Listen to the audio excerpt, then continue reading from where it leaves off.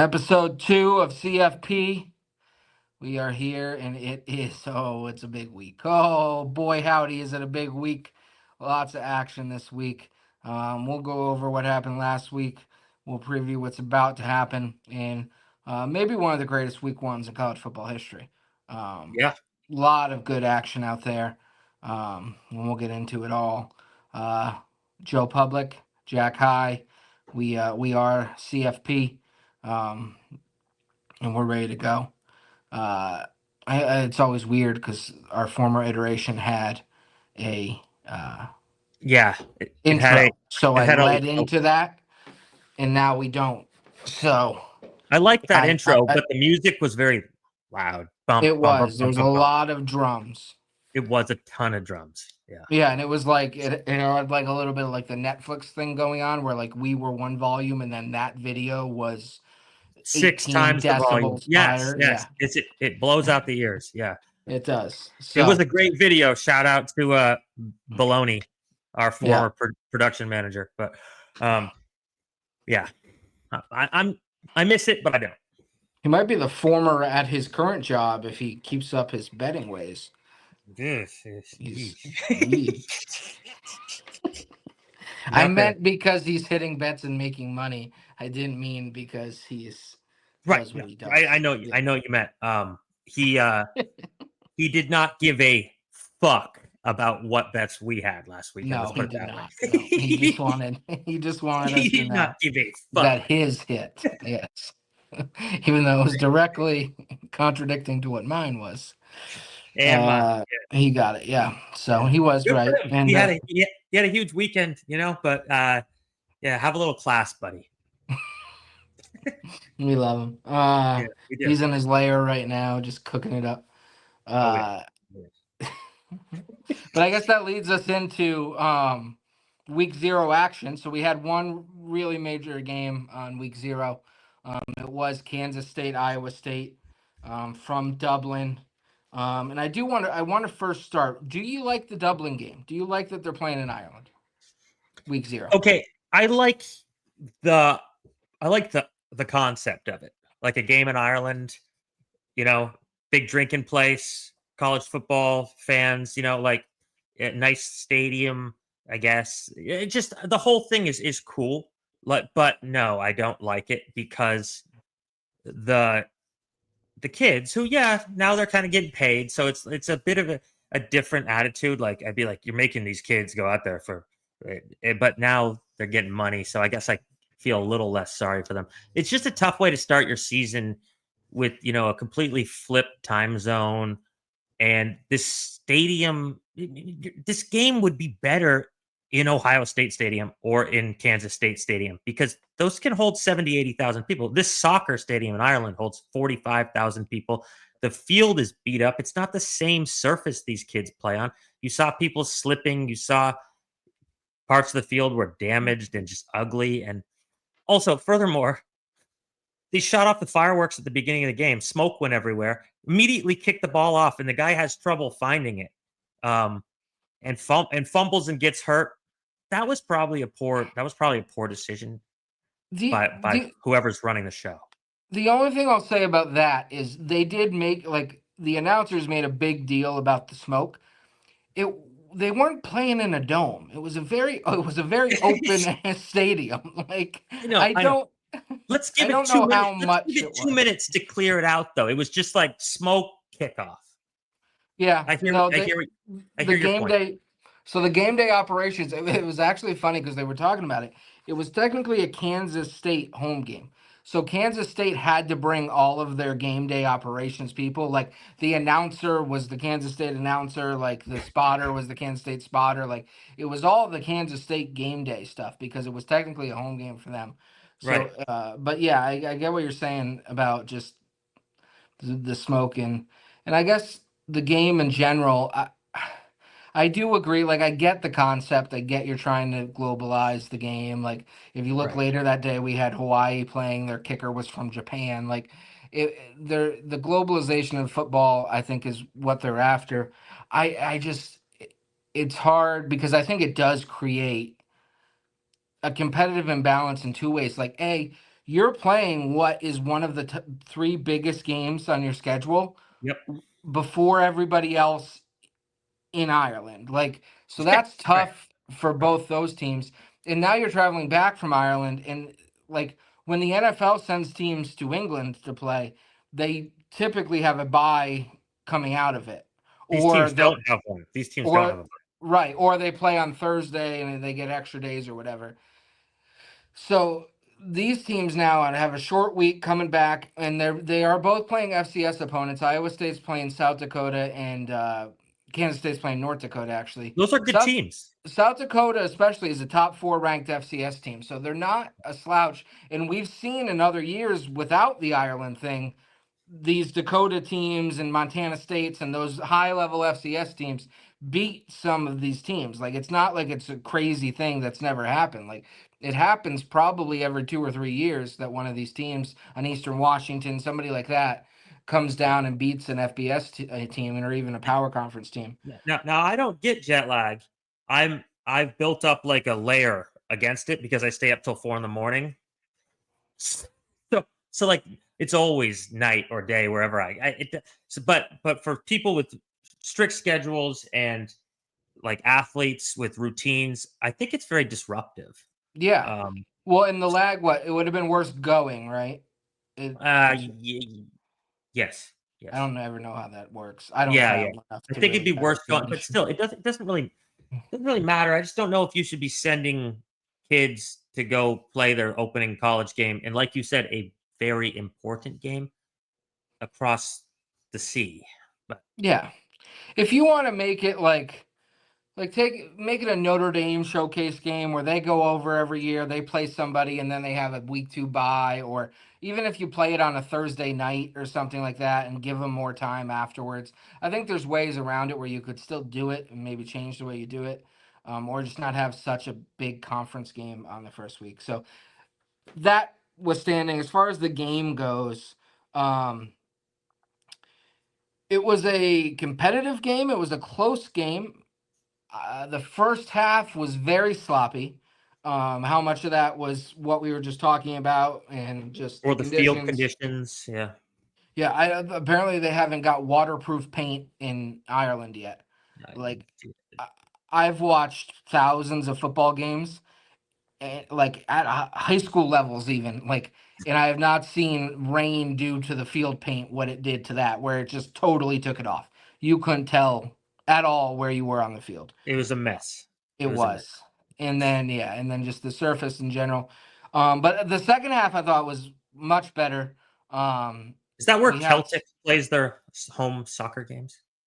is it? I'm I just don't think guessing. so. I'm just guessing. I Okay. feel I feel like theirs would be No, I feel bigger. like they have a really cool looking stadium. Yeah. But yeah, Aviva Stadium. Yeah, Aviva Stadium. Yeah, who really cares? Continue with your point. I just thought the second half was much better. I thought really the game came down to coaching. I thought there was a major coaching decision made by Chris Kleiman that went against him, and then an equally ballsy call made by Yeah. Matt Campbell that ended up winning the game. Yeah. I didn't Yeah. I didn't love going for it on fourth down on their own 30 for Kansas State. I also thought Uh, he got it though. yeah, that's true. I think the When spot are was we gonna terrible. do the And RFID chips in the ball? When are we gonna do that? Why well, don't we not do only that? that is they spent 5 minutes, tossing off the kid who came up, the safety who came up and made the play. I'm blanking on his name. Um, but we didn't mention that if we really want to get into it, that could have easily been called targeting. The dude led with his head and made contact to Avery Johnson's head. It was a terrible spot, but I still don't like the call because you're giving them a chance for that to happen. It was a lot like the Josh Allen in the playoffs against the Chiefs last year. Everyone knows he got it, but there is no definitive camera angle showing the ball. Therefore, you can't assume it, which I don't know if that's a stupid rule. And I think common sense assumptions should be allowed. Yeah. Like it was obvious Avery Johnson, the ball was on the 32-yard line or whatever it was. It was there, but you couldn't see it was there. But where else is the ball going to be except where his arm is? His arm was there, his knees were up. I bet Yeah, on Kansas State. Maybe I'm a little biased, but I really, really thought he got the line to gain. But I also agree there was not definitive evidence to overturn it. The game kind of came down to that, honestly. yeah, it did. And then uh, it wasn't the next drive because they then went and scored, and Immediately. then Kansas State came back and hit the bomb, Yep. just on a completely blown coverage, Yep. to Great Jace throw. Brown, and he went in. And then Iowa State did what they did the whole fourth quarter, which is kind of ram the ball down Kansas State's throat. Kansas State really couldn't stop them from getting 4 to 5 yards. Carson Hansen came back in the fourth quarter. He ran a lot to begin the game, and then they went to Sama, I think it's Sama, uh, for like the second and third quarter, and then Hansen came back in the fourth quarter and was just kind of carving them up. Yeah, Hansen wore him down. Yeah, He and looked really good. Not to interrupt you, but I don't think at any point I would say that Iowa State deserved to lose the game. I think they deserved to win the game. I think they did ultimately play better. It was frustrating watch as a guy who bet on Kansas State because it felt like there were early opportunities for them to seize control of the game, and they never did. They never led.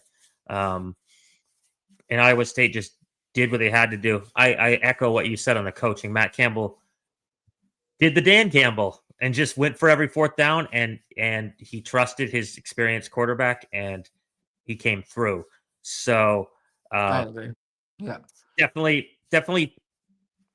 I don't think they're super uneven teams. I think it was. I think you play that game again, Kansas State might win, but they didn't. So I also thought it was really interesting, and I don't know if it was early season decision or what. I thought that Kansas State should have let Avery Johnson run more. He had 8 carries.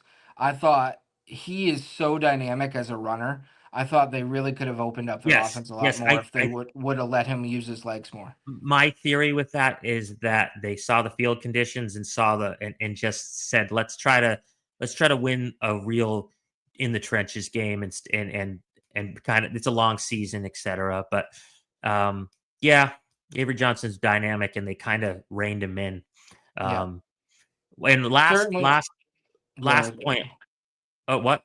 I was gonna say it certainly upset his father and his brother. Oh yeah, Um, they got into a brawl after I saw yeah, that. Yeah, they did. In the crazy. parking lot. Yeah, Yeah, it's crazy. typical. Well, it's Ireland and it's drinking in Ireland. It's kind of appropriate. It's kind of Yeah, appropriate. that's fair. On brand. Farmageddon. It's Um, true. last point though, I also think it's even more ridiculous to send the kids to Ireland, um, and then make it be a conference game. Yeah, How about we have a big matchup that's not yeah, a conference game? If you want to yeah, do the big matchup, how about we don't open with two of the favorites in the Big 12 playing a conference game in fucking Ireland? yeah, yeah. Yeah, right. Yeah, you could have. How about we throw Nebraska, Cincinnati over there? Two Yeah. program. I think they actually have played in Ireland that exact matchup. Well, But you could do a big rivalry cross conference. Like imagine if Clemson South Carolina started in yeah, Ireland. but I don't think they'd ever take any of those big rivalry games and move them like that. Yeah, it's a fair point, I suppose. Because you They could do take Iowa State. Like you could. Yeah, true. There's plenty of options. Yeah, I get what you're Yeah, saying. But if you're gonna call something Farmageddon, then just completely remove it from having a home game for your fans. That's kind of hypocritical to say we won't play Clemson, South Carolina over there. yeah. No, I guess that's fair enough. I Right. think there's a But lot more history there I than think the we both Kansas State Iowa State. I think we both agree that it should probably be like Boise State versus UNLV over in Ireland or something. Yeah, And just keep it I don't think there should be so much riding on a game played over there on like a yeah. niche game like that. Well, the contract is there still there'll be a game next there's a big game next year over there. So Yeah, but it would be like if like they played a like does the NFL do divisional matchups when they go abroad? I don't think I've ever heard of that. No. I think it's mostly it might be interconference, but I'm still, sure yeah, I'm sure maybe they've done one or two, but I can't recall off the top of my head. It usually feels like it's like the Bears versus the Jaguars or something. Yeah, no, it's Yeah. definitely always Jags are involved, Titans, those type of Right. teams. Yeah. Vikings All seem right, to play there a lot. yeah. Yeah. All right, well, I mean, that's really the wrap up of week one. I mean, there was a few other The games. Hawaii game was cool. Hawaii, yeah. I bet it Uh, wrong again. The one thing that week 0 reminded me of is I'm really just not that good at betting college football. well, it's hard now. You don't have anything to go on. True. I Uh, mean, the first week and of any sport's always hard, but it's the same as like making like the way the transfer portal works now. You have no idea what these teams are going to look like. You can good guess as point. much as you want. You can go off of stars and ratings, but until I see a team play, like it's hard for me to bet them or know certain ways or have a strong feeling one way or the other. Um, but I was going to say, yeah, the Hawaii Stanford game. Stanford might have the worst quarterback in Power Five. That kid couldn't throw a spiral. Yeah, it was not pretty. Um, But that Stanford is also was running.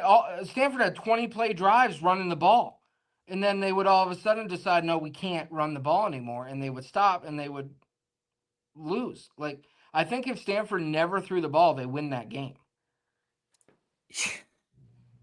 I know they brought in Andrew Luck to help the quarterback, and then they don't want to throw the ball. They don't have a quarterback. You're right. They It's need Andrew Luck to play quarterback. yeah, he'd probably be great. Um, Yeah. but yeah, I'm with you. It was another tough one to watch because I had the bet one, and then not that everything is supposed to be viewed through a betting lens, but when I'm watching a game in Hawaii against possibly the worst power four team in the country, then yeah, it's going to be pretty betting oriented in my mind. It has to be. Yeah. No, Yeah, we're not. right, No. right. Let's not Um, sugarcoat it. but that was kind of where week zero started and finished right there. Before we do get into week one, I have a weekly uh, trivia question that we are going to go through. Okay, Um, so I've constructed one for you. who's it sponsored by? It's sponsored by Tide. It's the Right, Tide trivia question. Um, you can get all your bad answers out with Tide. that's right. Yeah, That's right. that's what Yeah. they've always said. So just a quick thing, people at home can play along. Um, Really quick, I'm really sorry. Really quick, I've heard recently. I think this is like part of becoming an adult. You start having these conversations. I've heard that apparently a cold wash is better for your clothes. I Hmm. only do cold washes. Really, I've been a like When a you're not a hot. I'm like a warm guy. when you're a bigger lad like me, cold washes are your friend because warm and hot washes can cause shrinkage. It's like kind of counterintuitive. Usually, cold will cause Right, shrinkage, but in right. the washing world, um, hot can cause shrinkage, especially on the dry. I always dry on the lowest temperature setting. I do dry on low. Okay. I dry my stepson's clothes on high because I want to get them over with.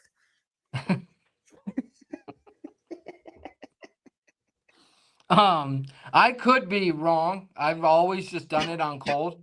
I could be wrong that the water makes a difference. Because I know hot water is supposed to be better for getting stains out, though. Um, yeah, I think the heat releases the stain, but I've just been hearing a lot about cold water washes lately, and I'm thinking about converting, I guess. So Maybe I'll try it. what are the advantages you're hearing of the cold water wash? Like, are your It clothes more it, alert and ready it to go? Like, less inflammation. yeah. No, no. I've heard that it extends the life of the clothing significantly if you do a cold water wash followed by a low heat dry. Wow. That's why I like have the same clothes that I've Yeah, always you've been had. doing it right without even knowing you were the whole time. Meanwhile, Sure. here I am washing everything on warm like a schmuck. Yeah. I've always like there needs to be more like pick up and drop off laundry services. Like doing laundry is my least favorite thing in the world. I would pay a decent amount for somebody once a week to come pick up my laundry and bring it back. And I know that exists in some places. It doesn't exist where I am. And I just think that needs to be more of like a main thing. I think it exists at a New York townhouse with a doorman. Okay. Well, then we need to bring it to the little people. I would like to know the pricing on this because I'm very interested. I like It's my least favorite thing to do. I don't mind washing. I I hate it. mind folding. You see, I It's don't ever. you just put in a I have the same thing. It stays in the hamper and I just wear it. okay, well, right. I'm washing for 3 over here because you know the Uh, that's your fault for because being social and having a life. Jane Public works 50 hours a week and Joe only works 25, so you know Joe's the chore guy. He's doing all the chores. So yeah, imagine folding 3 people's clothes. Yeah, but your family like owns a whole line of southern grocery stores. Like you act like you're poor. Like No, that's the other side. That's the well, that's the X's. yeah, that's the X. Unfortunately, no, just a common man, just a man of the public over here. So no, certainly don't own any grocery chains. But yeah, let's get off the washer. Let's get to the Tide. Let's get to the Tide. All right, this week's Tide trivia question brought to you by Tide Detergent. Who is the only person to win the Heisman as a player and the national championship as a coach? Whoa, what a great question! I think it's Steve Spurrier. You would be correct. It is Steve Spurrier, 1966 Heisman winning quarterback and 1996 national championship winning coach, both at the University of Florida. Steve What a, Spurrier is the answer. what a great question. Yep, and I already have Um, next week's too. I have a further question. Okay. Hang on. I need to research it to make sure I'm not lying. Give me 10 seconds. Trivia questions are always dangerous because they can make us look really bad. Yes, they can. I was nervous there, but I'm glad I nailed that one. I didn't actually know it. Like it wasn't just like a in the library, but Mm-hmm. it came to me, so I'm pretty proud of that one. Okay, this head coach and this owner won a Super Bowl. They also won a national championship on Arkansas in the 60s. One played offensive line, the other played fullback. It's Jerry Jones and fuck. Oh, you got It's this.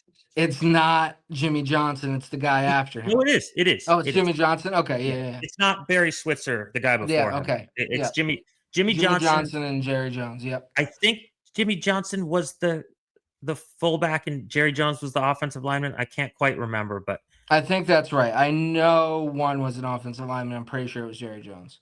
yeah. So yeah, just a fun little fact for anyone, you know, Yeah. playing. So That's all right. fun. That was the Tide. That was the trivia question. Tide trivia question brought to you by Tide. Get all your bad answers out with Tide. So we will now move into I guess we'll move into week one. And a hell of a week one it is. And we're not gonna waste any time. We're gonna get right to it. The heavyweight battle. Depending on the Mm, poll, 1 versus 2, 1 versus 3. It's Ohio State. They are hosting Texas. A rematch of a semifinal game last year that was won by Ohio State. I believe 28-14. I believe it was the final in that one. I'm not going to take any time. I'm going to let you go, Joe. How you feeling? what a complex question. Good. We have a good Uh answer. it's like it's a mixture of feelings. Oh, there's an alarm. Holy shit. It's a mixture of emotions.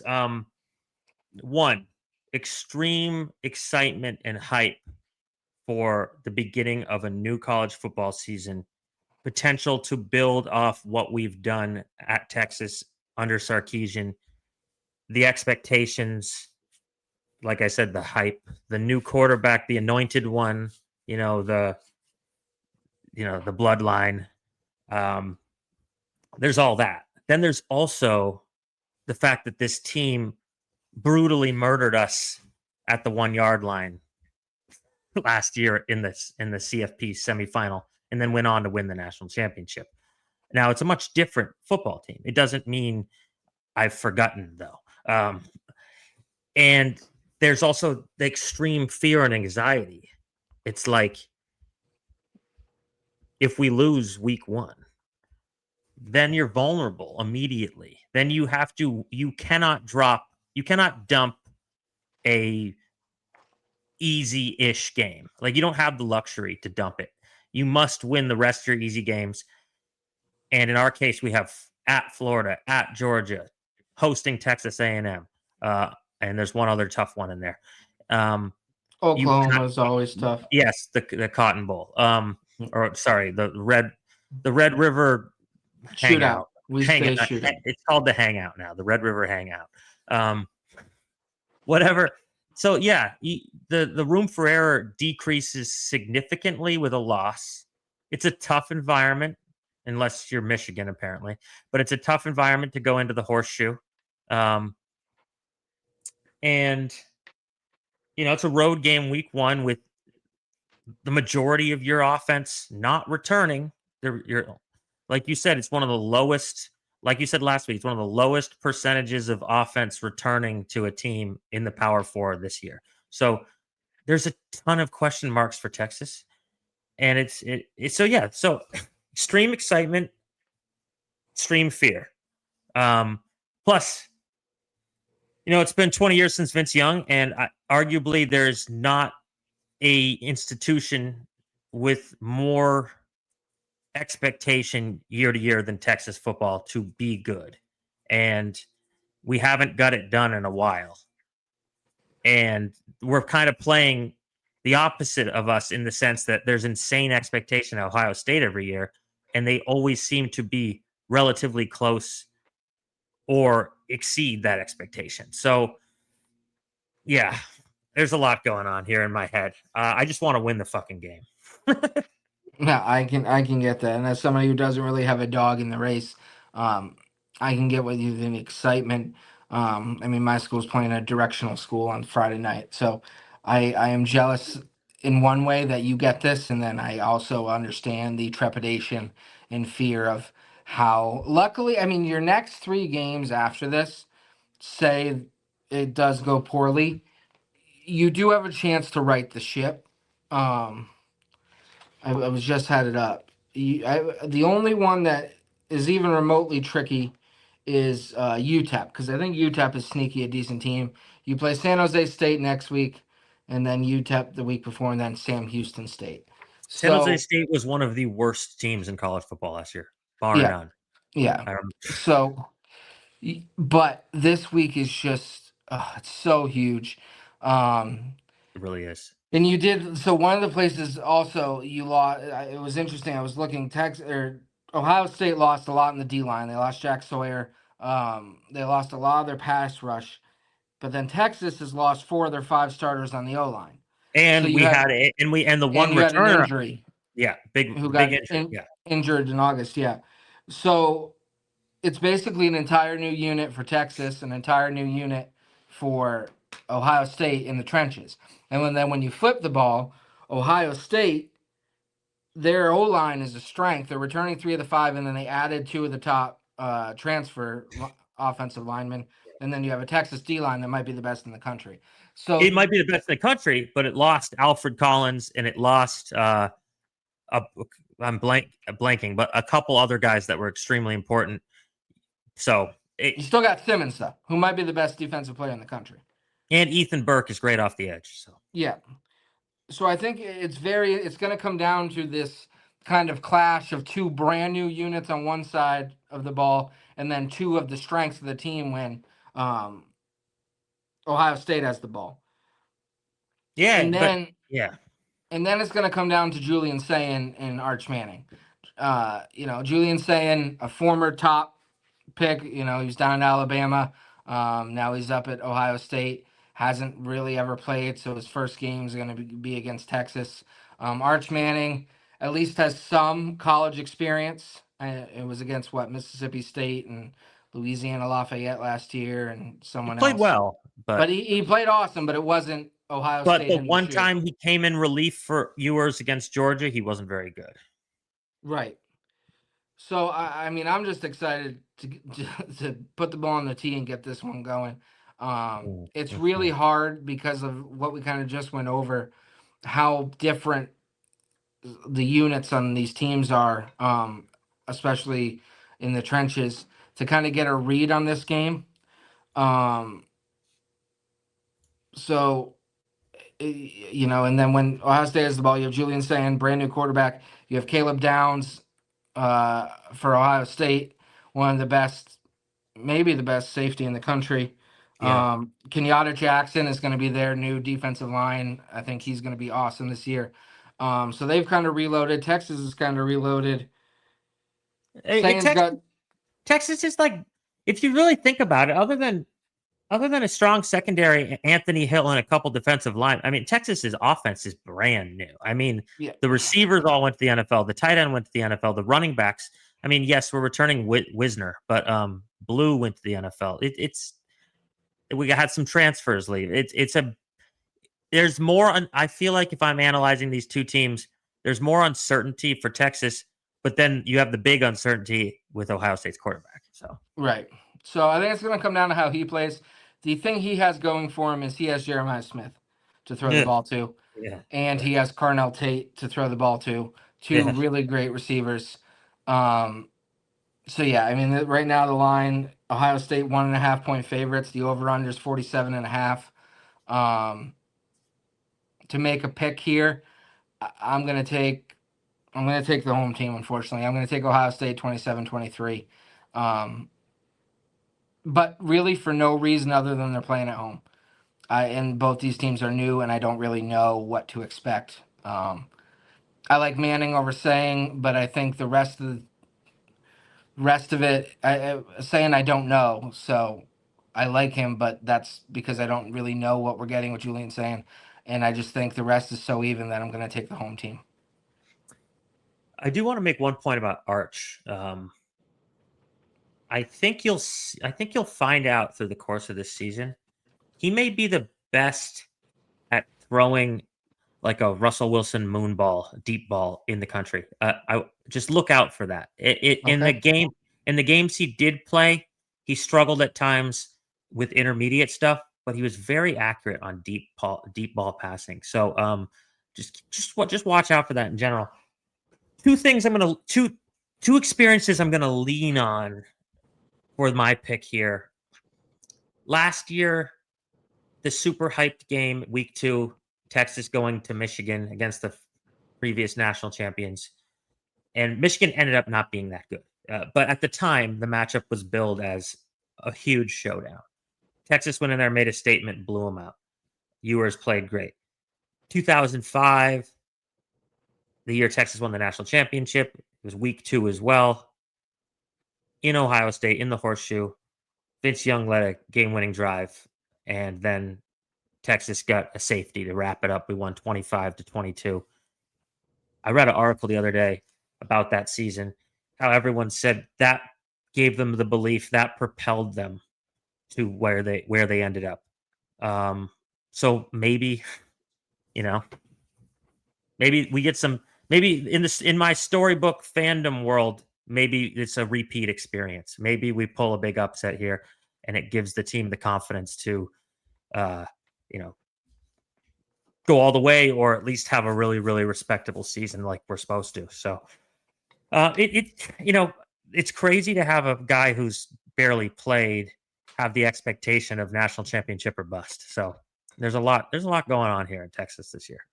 I'm obviously gonna pick Texas. I'm not, I'm not picking Ohio State. And shame on you, Michigan State fan. Um, I just call it like I see it. And why would I not be rooting for the Big Ten over the SEC? fair enough. I do see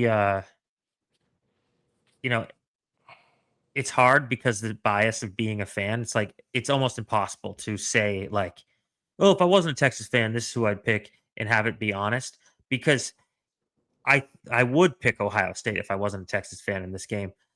But also, is that just my fear and anxiety of losing the game as a Texas fan? So I'm hedging by saying that it's impossible. The psychology is impossible. So let's forget about all that. I'm picking Texas to win 30-27.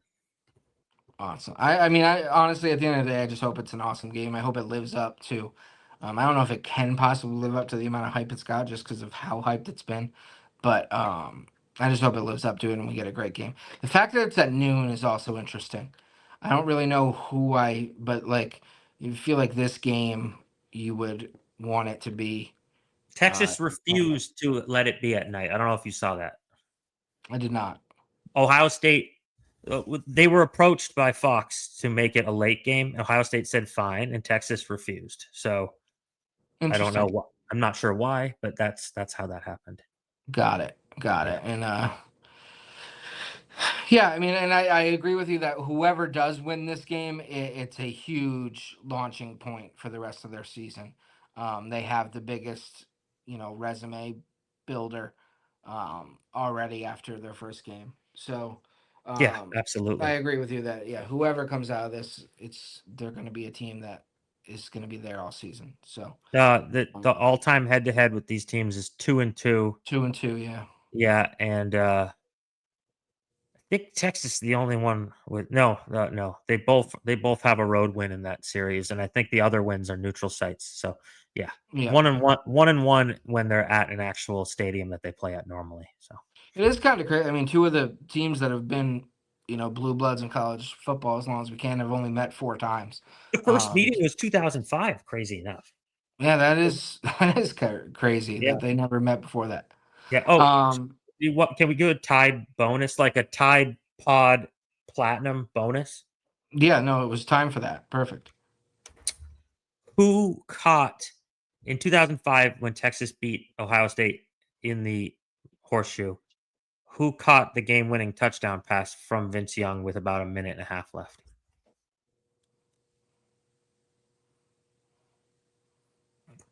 It was two. Was it? It wasn't Ryan Swoops, was it? No, that's a nice guess though. He's around that Uh, era. He's around that era. It's a tough one. I think he played in the NFL a couple snaps or something. I don't think he had much of an I don't know. I impact. was just watching their game, the Rose Bowl game against USC the other night. I can't. I My God, actually I went back and watched the highlights the other day because I felt hyped up. I watched that whole game the other day. It was Limas Swede. Lima Swede. Yeah, yeah. So, Who yeah, who was the great freshman running back for Texas on that team? Mr. Jamal Charles, wasn't it? It was Jamal Charles. He actually didn't get a majority of the carries. The other guy did. No, it was it Cedric Benson? Selvin Young. Selvin Young. Selvin Young, yeah, because it Yeah, was Young and Young. Yep. yeah, that's right. The backfield of Young and Young. Charles had a couple big carries in that national title game, though. He did. Yep. All right, so very good. We're on different sides there. I will be, just so we're all clear. Friendship trumps all. I will be rooting for the Longhorns on come Saturday afternoon. Yeah, I Uh, mean, it's all good either way. I just, boy, would that win make me happy this weekend. and that's what we want. So moving on to another friendship game that unfortunately our friend will never come talk about. No, he's not going to. He doesn't like us. In our private chats now, when I privately message him, he doesn't even say anything. He Ghost. just he just likes or hearts. He's just emoji reaction guy now. And since he's not actually going to watch this show ever, I'm not worried about saying that. So, No, I'm not worried about it either. No, it is sad. yeah, Um, but it's the world we live in now. It's the post friend world. right. But we do have his one of his alma maters hosting the Battle of Death Valley. Clemson hosting LSU Saturday night, 7:30. Clemson opening as -4 in this Mm, game. yeah. Over under sits at 57.5. My thoughts on this game, I'll kind of go first because they're pretty, concise. I like Clemson at home. Clemson's the number one returning production team in the country, and I trust Dabo hell of a lot more than I trust Brian Kelly. I do think both of these teams are going to be in contention at the end of the season. I think LSU is a very good team.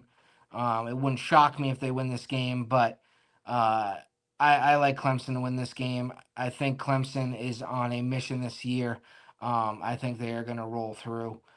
Cade Klubnik against Nussmeier is one of the bigger quarterback matchups we've had in a while too. I mean, these guys are going to be two of the probably top three guys taken, depending on who leaves this year. So a huge quarterback matchup in Clemson on Saturday night. But I like Clemson all around a little bit better. I trust them a little bit more. I trust their coaching a little bit more. Um, so yeah, I like Clemson in this game. For a score, I like Clemson to win. What I wrote down 31-23, Clemson. So I think they'll cover. Yeah, a lot of interest here. One thing that's really dogged these two teams in the post Joe Burrow and the post Trevor Lawrence age, which I think they left for the NFL relatively the same time. Didn't they play the national championship game or Lawrence was gone? Lawrence left a year before, I believe. Who was the quarterback for Clemson in that national championship game? Doesn't really matter, but I can't really remember it. But anyways, in that post era of those two quarterbacks, I think both these teams have really struggled to win the early season big matchup. This has plagued them. Clemson last year got hung with Georgia for a while and then ended up getting killed. LSU has repeatedly lost heartbreaking games at the beginning of the season in big ranked matchups. I think like 3 of the last 4 years. So it this is was Trevor Lawrence, by the way. wow. Okay, yes. Then they both went to the NFL. Okay. Um. He had a So yeah, terrible game. in those post eras, um, both these teams have struggled with early season big matchups, and so I think this is especially pressurized, especially for LSU to win this game. I just think Clemson is better. It's weird because there's so much LSU hype right now. Like everyone's picking them as their quote unquote sleeper to win the SEC. Well, the team's like number 9 in the country. It wouldn't be too big of a sleeper, but it's like their dark horse pick, and there's just so much hype. And if Clemson gets through this game, you and I talked about it last week. If Clemson gets through this game, the road to undefeated doesn't seem that hard. It seems pretty attainable, and That's why I think I think Clemson wins the game, but I think it's more important for LSU because if yeah, you're I LSU agree. after this, you have Florida at home in 2 weeks. Then you still have to go to Ole Miss, to Alabama, to Oklahoma. Like you Yeah, still have, and then the rest of your SEC schedule. yeah. Um, so What I that's the yeah, reason I think it's bigger for LSU. the quarterback hype is justified. Like you said, these guys are talented. They're both going to be high draft picks in the NFL whenever they decide to go. Um, but what I saw as a pattern for Nussmeier last year was moments of brilliance, incredible pocket passing, um, ability to throw the ball all over the field. That's why he's a big NFL prospect. But I didn't see him be super clutch at times, and I saw him make a lot of mistakes with interceptions. Klubnik, on the other hand, I feel like is really developed as the year went on last year. Very level headed, not prone to making mistakes. I think Clemson being at home is a big advantage too. I like Clemson to win this game 30-20. Okay.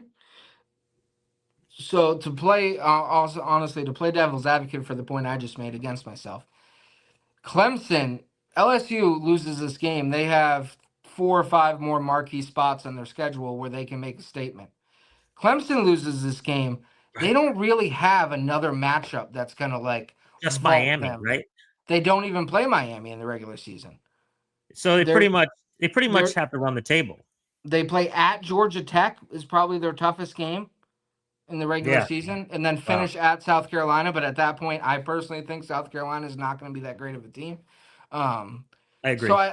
I think yes, it's bigger for LSU because they have the tougher schedule, but it's also big for Clemson because this is their one spot that they can show people like that they're legit and that they are a top team. Like if they lose this game, like they could win out, they'll still make the playoff, but there's always gonna they won't have proven anything by the end of the season. Um, where LSU has, three or four or five more chances to really on a national level prove something. So I think in that sense, it's a very big game for Clemson to give them the opportunity and kind of their only opportunity of regular season to make a huge statement.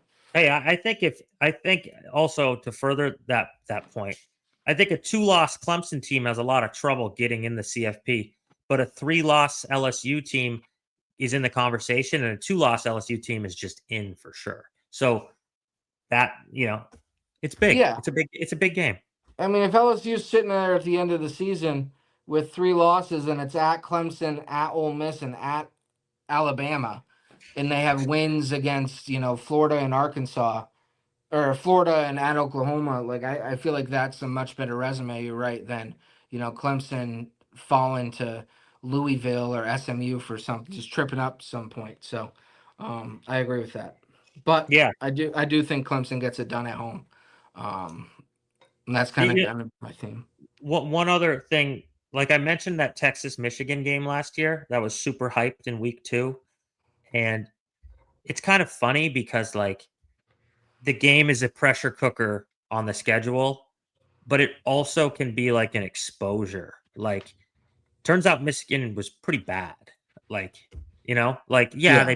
they beat Ohio State. They had a couple cool wins and stuff. They beat Alabama in the bowl, whatever. I'm just saying it kind of turned out like it can also be like, oh wow, this team wasn't what we thought they were. Like if Yeah. Clemson wins by 20, it's like, oh, maybe LSU has some issues. Well, But and it kind of happened in Clemson last year. They yeah, with came the out Georgia, yeah, and they played Georgia and got their doors blown off. And yeah, it took 8, 9 weeks for people to like think Clemson was good again. Like it's they were true. just It's done. true. It's true. They were not considered a great team after that until they had to earn it again. So yeah, But it was kind of because they had the same kind of schedule set up where they had this one opportunity to show people. They got absolutely hammered, and then nobody cared because now they were just beating Wake Forest and right, UNC and right, Southeast Missouri or whatever. So right, um, right. I think So that that's kind of what happened to them last year. So I think that they have even more motivation to not let that happen to them again, yeah, um, yep. going into it. I, So I I actually think from a unbiased perspective, the insane hype around Texas Ohio State, I actually think this game might actually be slightly more compelling based on what we just discussed. But but it's not to me, obviously. I'm just saying. it's kind of interesting. Like even if you just look at the quarterback position, Right, it's like two completely known gonna be top picks for top of the board guys against two guys who pretty much unknown. right. You don't know what you're gonna get. So it's very interesting that kind of dichotomy between those matchups. Yeah, very true. Very true. Um, and then going to our third kind of marquee matchup, we're gonna jump a day in Sunday night, Notre Dame at Miami. Uh, most people don't need to work because it'll be the day before Labor Day. I will be working the next day, but I'll be still up watching Mhm. this one go Yep. down at was it Hard Rock Stadium Yep. in Miami. Yep. Opens up Notre Dame is -2.5. Over under 49.5. Notre Dame did name CJ Carr uh, starting quarterback, so he will be under center for the Irish. Joe, your thoughts on Notre Dame going into Miami? Grandson of scumbag Lloyd Carr Scumbag. in the long history of Michigan scumbag coaches. Um, shout out Baloney. Um, what am I thinking about this game? I think this is really interesting. You've got the most hyped running back in the country on Notre Dame, Jeremiah Love. You've got maybe the most hyped transfer in the country on starting quarterback for Miami and Carson Beck. So they're two big programs. Miami has consistently underwhelmed, I suppose. The expectations are always high. Didn't get a bid last year to the tournament. Um, they have turned around the program from the depths of despair in those late teens, but still they haven't quite you wouldn't say Miami's back yet. You wouldn't quite say it. Notre Dame just seems to be this pretty consistent machine that goes, 10-2 or 11-1 every year and finds their way into the conversation. But yeah, a lot of turnover. The quarterback who was just excellent down the stretch for Notre Dame's gone. I haven't studied these rosters. I just know the losses. Cam There are a Ward, lot of a lot of yeah, turnover on both these yeah, rosters. Cam Ward, Xavier Strepo gone. Miami's offense is entirely brand new, pretty much. Notre Dame really could only tell you Jeremiah Love's come back. um, but I just think Notre Dame's got the more established program consistently year to year. I think they garner a little bit more trust. I know it's essentially a road game. They also won the CFP game against Penn State at Hard Rock Stadium last year, so it's not like a foreign body for them going over there. Um, they have a little bit of experience in that scenario, recent experience too. And I really like, we kind of used to make fun of Marcus Freeman. I thought he really became I think he really leveled up last year as a coach. I now respect him as a coach. I think he did a good job. Maybe that's a flash in the pan year for him, but we used to dog him pretty good. But I know you're probably not a Notre Dame guy at all, right? I kind of have I always had a hate Notre Dame. yeah, you hate him. I've kind of always had a soft spot for him, for whatever reason. I kind of like him. Kind of respect their unwillingness to join a conference. It's uh, for whatever reason. So um, I don't know much going into week one because we haven't seen any of these products yet. Like you said, a lot of transfer portal. So I'm going with my gut instinct, and that's Notre Dame to win this game. I think if it's a bit more of a bruiser, I'll go with 23-19 Notre Dame.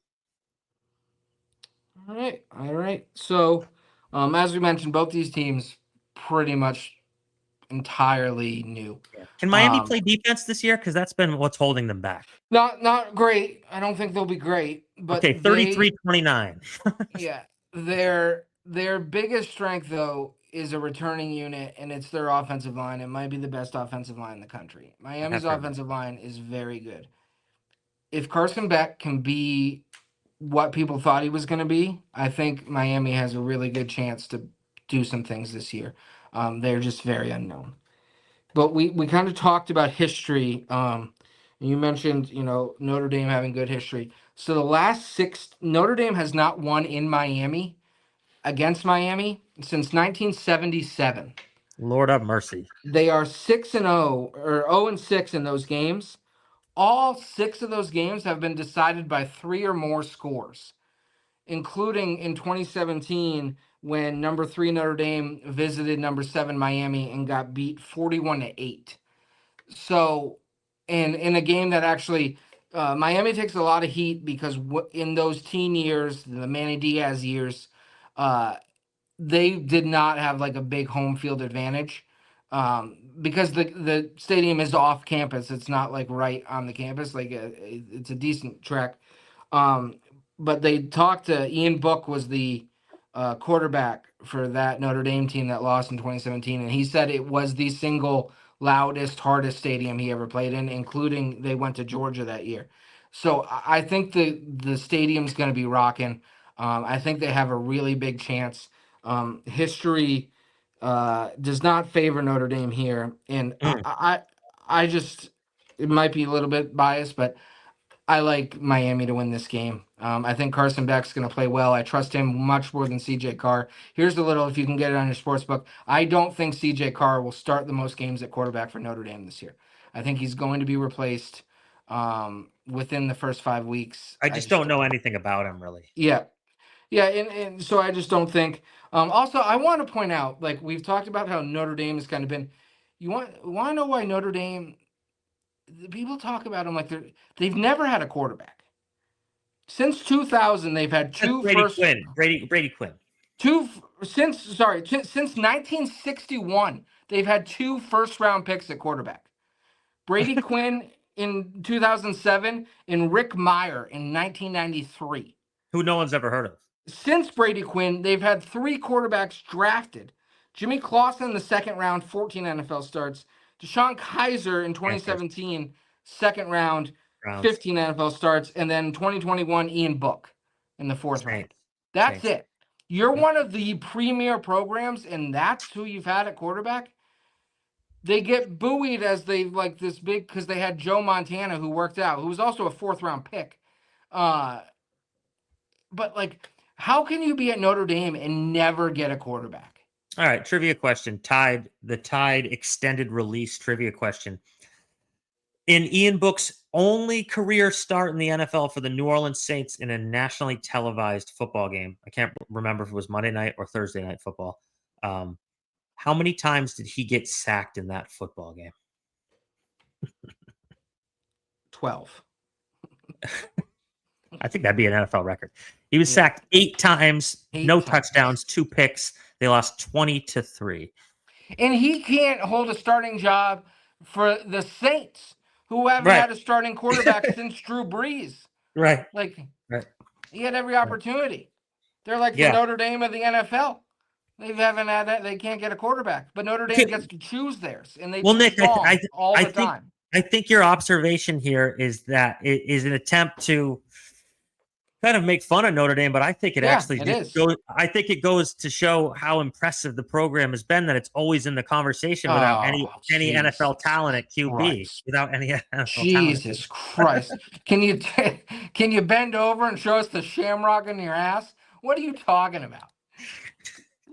They've had like 4 good years because they don't play anybody. First of all, their Right. whole I respect them for not joining the conference. It's so that they can put Army and Navy on their schedule every year and call it tradition. No, they suck. If Army and Navy was 1 and 2 in the country every year, you wouldn't fucking play them. God, I fucking hate Notre Dame. Sometimes, like not recently, but sometimes they put themselves through the ringer with the schedule. They Recently, used to. They they used to used play Michigan and Michigan State every year. They don't do that anymore because we no. beat them with every fucking year. They They used to play came in, USC every. They used to play held USC them. every year. They don't do Well, it they anymore. play them most years now still. But So they okay, would fair come enough. in Fair enough. there with their noses so far up in the air they couldn't breathe because there was no more oxygen. They'd come marching into our stadium. I'd go there. I'd little Nick or little Jack on the field going Yeah, up to Brady Quinn, who was a middle linebacker at quarterback. He was massive. Going up to him and him telling me, get out of my way, kid. Hey, I had a field pass, bitch. All that right. happened to Jack. That happened to Jack. I went to the Michigan State Notre Dame game my senior year of high school, 2006. It was the game. It was the game where Michigan State was literally up by 20 points going into the fourth quarter and lost. Drew Stanton against Brady Quinn. Wow. Horrible experience for me. Well, when we met at the Bass Pro Shops a couple years ago for the first time ever, just at random, started talking about college football. You never told me that story. Yeah, yeah, no, I went with it was senior year of high school. I we def I've Yeah, told other people about it. you've told But other people that we know. yeah, who are also at the pro shop. I was just over in bait. A lot of you people at that pro shop. At the you Bass were Pro over Shop. looking at your Columbia jackets, and I was over in the bait department Yeah, sharing old war stories. you. No, I used to go to Notre Dame, Michigan State pretty much every year. I've been on the Sounds like sidelines for a lot of it. The My dad, I didn't go, but my dad, the year they did the Little Giants fake field goal in overtime, he was in the end zone where it happened during that. So hey, listen. yeah, If there's ever a structure fire in South Bend, Indiana, I know who did it. yeah, it was me. Okay, okay. Uh, Yeah, look, at least they don't have a Notre, murderer for a coach anymore. Notre, yeah. Well, we just covered his game. We did. Notre Dame is like the Duke of college football. They have obnoxious. That's a crazy. Duke's won things. When's Oh, Notre Dame won anything? I just mean in terms of the hate. Like in terms Yeah, of no, I see where you're going with it, the but smugness of the fan I base. hate Duke too, and I think that's insulting to Duke. I hate Duke. Okay, I hate Duke in college basketball. But for some reason, I gravitate to Notre Dame. I'm not sure if it's the gold helmets or if it's just kind of like a fun tradition thing. It's real. It's real football. Well, I think you grew up, I don't know, but in an area of the country where they didn't really have a lot of college football. So No, no. you saw a lot of Notre Dame, you saw a lot of Texas, you saw a Upstate New lot of York, Louisville. Bass Pro Shops. Yeah, not a lot of college. Cabela's, actually. You keep Right. saying Bass Pro Shops. It was a Cabela's. It's hard Um, to keep it straight these days. yeah, you spend so much time in outdoors stores. You Big REI Midwestern guy. folk really hate Notre Dame, though. I've noticed this. It's just there's a Yeah, because regional. they just stand for the Eastern elite. They're the Illuminati of college football. That's what they are. Yeah, Not Duke. it's kind of a good way to put it. They got their freaking touchdown Jesus walking around too. Yeah, How about yeah, like for people who hold themselves to be great Catholics, they certainly suck as humans. They are the rudest people ever. I've been to many Big Ten and mostly Big Ten visiting stadiums. Notre Dame, the rudest people in the world. fair enough. Fair enough. Followed closely actually by Penn State, but I think they were just worried about what we would find when we were there. Yeah, Joe Pa knew. yeah. Talk, talk about the Illuminati. Yeah. Jeez, Emphasis on the naughty. yeah, yeah. Jesus. So, what's your score here? Did you make a pick? 26-20, Miami. All right, all right. So those are the three. Those are the big three in terms of matchups. Did you want to run through like a quick spreads on the top 25 games and just kind of do like make a pick or just say you're ignoring it kind of deal or something? I So can. yes, I can do that. We Yes, can do I this. can. It's just not going to be 1 to 25 because of the way it's set up. Right. Although you have it, don't you? You can pull it up. Yeah, I don't know. I'm gonna. They I have just a gotta. top 25 section on DraftKings. You can just roll through that. Yeah, I'm doing it. I have it up. I just have to get the old screen here. One I'm gonna of have to. we're gonna hit some of my best bets too while we're doing this. Uh, Yeah. Tell me when on the Zoom. Tell me when on the Zoom is good. I think that's good. I can only see it in a little box, but I Oh, think it's good. okay. Oh yeah, I gotta. Yep. Sorry, we're having some technical difficulties here without our former producer That's what Baloney. happens when you do a record to live show. These Oh things yeah, happen. we don't even have to say that. We got to just cut this out. But now everyone's gonna see it. Anyways, here we are. Do we, and by we I mean you, do Right. you know how to cut things out? Not really. You and I are a little less relaxed. We don't really care about the language or the potential edgy topic, So Yeah, yeah, yeah, yeah. yeah. Like, But we have in but it's up now. chronological. Yeah, it's up. We're good. So you're gonna find out how I feel about this game in my best bets. So do you want me to talk about it now? Why don't you reserve it? Actually, yeah. Why don't you reserve it, and I'll just give my I'll take. pass. I'll pass Yeah, on this one. yeah. My take is the line opened at 7. It's come all the way down. Apparently, some sharp money coming in on South Florida, which is shocking to me. I think the casual fan's going to look at this and go, Boise State made the college football playoff last year. They had a bye. And, you know, say, okay, then they should probably beat the hell out of South Florida, right? But, yeah, they lost a lot. They lost a lot. I'm passing. Pass. I'm not taking the cheese in either direction. I'm scared. I'm passing on that game. I'll tell you what you should take later. Yeah. I There we got a go. good. I got a good We read on that one. we covered this We ball hit game. that one. Yeah. Woo-hoo. I'm gonna have to pass on that one too. I like the plus 14. Tennessee's had a ton of turnover. It's a road game. I think they're overrated. I'm taking the 14, even though Kyle McCord is gone. I actually like that bet. I'm not gonna pass. I'm just gonna tell you. I also love Syracuse plus 14 in this game. I don't think Tennessee's as good as people think they are. I think this game's at Syracuse. Yeah. Yeah. I think this is an expose for Tennessee game. They might win this game, but I don't think it's gonna be by 14 points. Yeah. I absolutely love the points there. Pass. Any game over 20 in week with a spread over 20 in week 1, I can't really get involved with. I do think Indiana might be a little better than than we projected them last week, but I don't know. Yeah, see, I think that Illinois is getting all the love this year, but I think Indiana actually might have a better team this year than they had last year. Really? And that's a big Bruno Fernandez transferring thing. I love him. Wow, interesting. Okay. This one's an intriguing game. Ooh, it is. I So Yeah, go for it.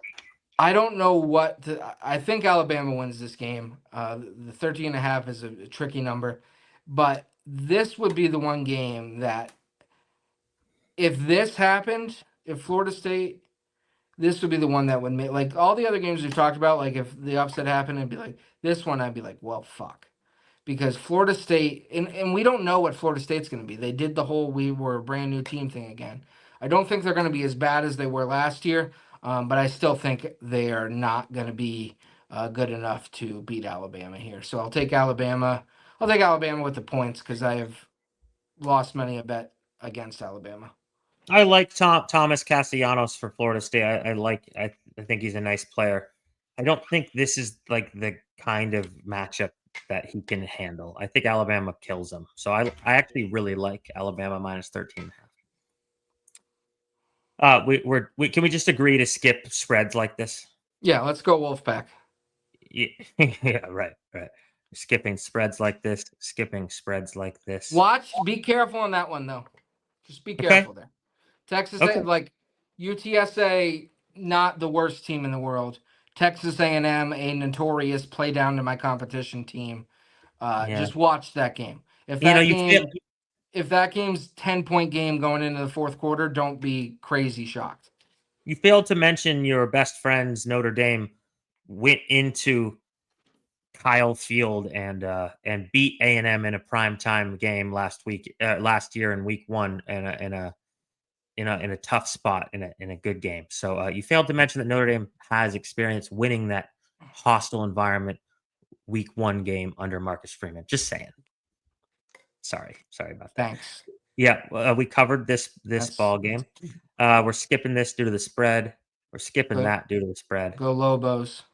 Yep. Yep. Go Lobos. Interesting matchup. Ooh, Interesting matchup. ooh, ooh. Is We this like an this. Let's ask you, is this an exposure game So for South Carolina or what? I was very big on Virginia Tech last year. I was wrong, but I was wrong not about them being good, about what year it was going to be. Virginia Tech, watch out, because I think South Carolina is very overrated. South Carolina is Lenore Sellers on offense, Dylan Stewart on defense, and then a whole bunch of nothing. I love Virginia Tech here. I get the games out South Carolina, but I think Virginia Tech keeps this a very close game, and Virginia Tech might win this ball game. Yeah, I'm with you. I'm taking the points. I like that it's more than a touchdown on the points. So give me the points there. We covered this big old matchup. We know how we feel there, and that's it for the top 25. There's more bets. There are. Oh yeah, no, that's Yeah, you're more right. bets That's it. on That's that it. specific game. And I That's think it. that's it for the top 25. So the game that we didn't touch, I guess neither of them is ranked. That I really like, and it goes into my best bets. So I'm going to talk about it a little bit here. Is Baylor against Auburn? Um, this game is at home for Baylor. Baylor, a team coming into this year that picked pretty high up, some expectations, and a big part of that is Sawyer Robertson at quarterback. Sawyer Robertson took over last year after the third game, I believe. Had over 3,000 yards passing, 28 touchdowns. Sawyer Robertson is a hell of a quarterback. So I really like Baylor this year. I talked about it when we did the previews of the conferences. I really like Baylor in the Big 12. They returned 9 starters on offense. So I think this is going to be a very interesting game because on the other side of it, you have Auburn, who uh, kind of had a down year last year, but Yeah, they, yeah, yeah, I mean, they had Peyton Thorne, a Michigan State transfer at quarterback, who wasn't really any good. at Michigan State. So that didn't surprise me. They get Jackson Arnold, transfer from Oklahoma, coming Yeah, in. I he think should be that's a good. huge step up. And they might have the best wide receiver room in the country. Yep. Uh, Cam Coleman is going to be their main guy. He struggled a little bit last year. I think their wide receivers partnered with Jackson Arnold. I think this offense is going to be way better. They also dominated recruiting wise and Didn't in the didn't they train brutally didn't they brutally choke the Iron Bowl last year? last year. They lost 28-14, but yes, it was way closer at the end Yeah, than that. yeah, yeah. Alabama, I think Alabama got like a pick six or something at the I think end. it was 14-14. Yeah, Yeah, and yeah, they it was way closer. But right. Auburn had top 10 classes in recruiting and in the transfer portal. Um, the only other schools to do that was Oregon and LSU. So I think Auburn's going to be a much improved team this year. They're in a tough SEC, so kind of how that plays out is yet to be seen. But at Baylor, I think is a huge game for them, especially because three of their first five games at Baylor, at Oklahoma, at Texas A&M. So if you can skate through that, you're going to be vaulting up into the playoff rankings, and you're going to have a lot of expectations. So I think The this is a huge huge game for both Baylor and Auburn. I think they both have great offenses. So the over in that game, I didn't write it down, but I love the over in that game. I think it's 57 and a half. But I love both of these offenses. I love Jackson Arnold. I love Sawyer Robertson. I think they're both going to be able to score points. A lot of the question marks for both teams are on defense, so I think there's going to be points in this game. So give me the over of Auburn Baylor. And then my other two best bets that I had was Syracuse plus 14, and then I love South Florida plus 5.5. Um, wow. Byron Brown was their quarterback last year. He was injured most of the year. He's back. They had some expectations going into last year. I think Boise State is kind of. I do think they're a decent team. I think they'll be in the conversation as far as playoff goes again, just because they're a group of five school. Um, but I think South Florida is kind of ready to get out. They had some expectations last year they didn't meet. I think they're ready to kind of is similar to a Virginia Tech. Move those to this year. I think they'll have a decent team this year. So I like South Florida to keep that game close and maybe win at home. So those are my three: Baylor, Auburn over, Syracuse plus 14, and South Florida plus 5.5. The parlay on that is plus 587. Not bad. We're on the same page with the Syracuse game. I didn't put it in the best bets, but I totally we agree there. Um, I really like Georgia Tech minus 4.5 on the road against Colorado. I think Colorado craters this year. I think it's a crater season for them. There not a Colorado lot of did. They just named Kadon Salter their starting quarterback. I don't know if that changes. He was the Liberty quarterback when they had their big year, so he's a very athletic kid. it's fine. It's fine. I just think they have a big cratery down year. They had the best player in the country, and they had one of the top 5 quarterbacks in the country last year. That's a lot to replace. I don't care. Well, hey, Nick, he put up some stats. Okay, yeah. I I mean, mean, he come had on. his jersey retired, but I mean, yeah, Jack. God, this Nick guy keeps pop. Who the hell is this guy we keep fixating on? Um, sucks. yeah, the jersey retirement was lame. Let's be real. But come on, is it that far of a stretch to say top 5 from last year? Is it? Is it really? I mean, you throw for like 40 touchdowns and not very many interceptions, and you're playing games in the 30s and 40s in terms of scoring points. I mean, you're doing something right with your roster's not that good.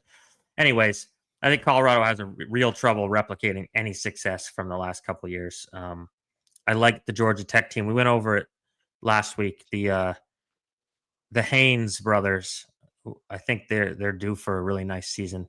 I think they beat up on Colorado despite it being a tough road environment. So um, Georgia Tech minus 4.5 is one I really like. Um, then I really like Tulane -6 hosting Northwestern. I don't have a lot to say. It's just a gut instinct. I scrolled past that one and was like, feel like Tulane might make the college football playoff, and Northwestern's perennial dog shit. So I'll take the -6 at home. It's less than a touchdown. I always like when I have to lay less than a touchdown for a home team. So, and my final one, you are not you might not like it very much, but You're gonna take the Broncos?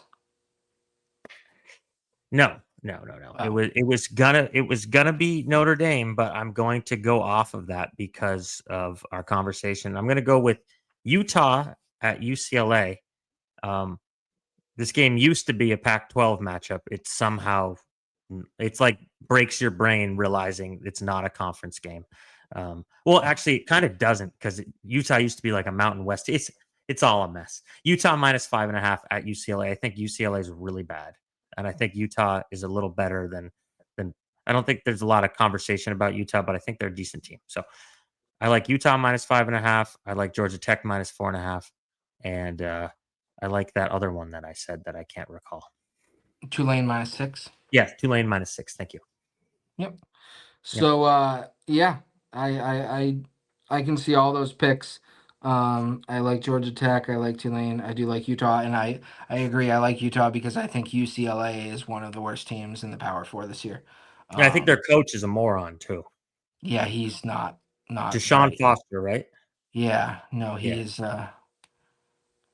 it's special guy. Los Angeles is in California, which contains the town of Los Angeles. It's like, That's where what are you the talking the about, buddy? the LA and UCLA means the Los Angeles, and that's where we are in It's Los one of the Angeles. most Like I wild wish. introductory press conferences I've ever seen. Yeah, I wish it was not as close to how we're actually saying it right now as it It actually. was like basically what we were saying. Yeah, it's Yeah. real bad. Real bad. So, So, yeah. all right, and then so that kind of wraps up our preview here. Week Yeah. one, we'll get it kicked off tomorrow night, Boise State, USF, and then we're full throttle. My goodness. Yeah. Michigan State plays. Hopefully, I can watch them on Friday night. Also, big game, interesting game tomorrow night. Nebraska, Cincinnati. I believe it's being played in Kansas City. That will be also tomorrow night. So a doubleheader tomorrow night. Two very good games to get us primed and lubed up to go to week one. And the final, we call this the closer. It's like the really high end Tide product. It wipes away all stains. The final trivia question: the Cincinnati airport is located in which U.S. state? So one would think that Cincinnati's in Ohio, so you should say Ohio. But I'm gonna guess that it's not in Ohio because you're asking, and Hmm. I think that would mean it's in Kentucky. Oh, what a great job! It's in Hebron, Kentucky, Yep. which is the northernmost point of Kentucky, and you've got the Ohio River there, or whatever river it is, and across the river is Cincinnati. Technically, the airport's in Kentucky. Uh, Fun fact for everybody. But you didn't know that I could match this. Omaha Airport. It's in Iowa. It is. Yeah. Yeah. Well, Yeah. Yeah. the more you know. I would The not have gotten. more you know. I would definitely not have Midwest gotten that. airports being located in other states than their cities that they represent. We could do a whole episode on that, to be honest. We But we really won't. could. We will We won't. stick Yeah. to college football. We will be back next week um, to review this week one and then Mhm. preview what will undoubtedly be a letdown of week two. But we are going to be here all year Go to the Horns. end. Go Horns. Go Sparty. And I would say go Notre Dame, but I don't want you to The slam the regular college computer. football season starts in late August and runs through mid-December. That's trying to sign off here. It's a Illuminati. Notre Dame's trying to hack into my phone right now. Yeah. They're Yeah. very upset. Yeah. They somehow saw the recording of this as it was Yeah. happening, and Oh, and I will say, if you are an aspiring film student at LSU, transfer schools. yeah, or just refuse. If you're asked to do something you're uncomfortable with, say no. And that's Yeah, really what this podcast is. We're trying to teach people. yeah, Just yeah. say no. Yeah, a lot of examples out there in the sport. In college, This yeah. and outside, this isn't just a college football show. This is a show about, It's about life, really. and about good products in cleaning products and stuff like that, and life. So on that note, we'll be back. We'll be back next show to talk about all the same stuff, but new stuff. Yep, we'll see you later. Follow us on socials, and look out for Dude Shut Up, our sister show. They're the big sister, we're the little sister. That'll be coming on the same YouTube channel, so watch out for that. A lot of good content over there with Joe and the guys. So we will see you next week. Bye, Joe.